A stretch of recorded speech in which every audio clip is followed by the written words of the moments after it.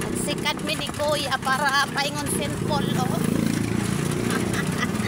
Unya sa isa kadlaw na kay 400. Unya wa pay gasolina.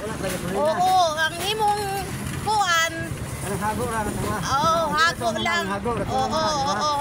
Hago lang. Mabuhay lang ta. Oo. Hago lang yun yayo no.